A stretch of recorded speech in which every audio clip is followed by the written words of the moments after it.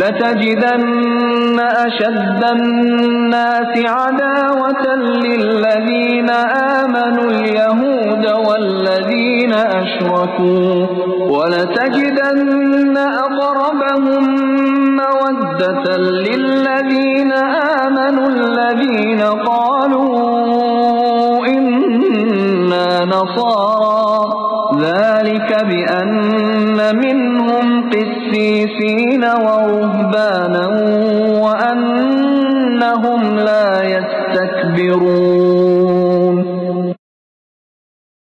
یقیناً آپ ایمان والوں کا سب سے زیادہ دشمن یہودیوں اور مشرکوں کو پائیں گے، اور ایمان والوں سے سب سے زیادہ دوستی کے قریب آپ یقیناً انہیں پائیں گے جو اپنے آپ کو نصارہ کہتے ہیں۔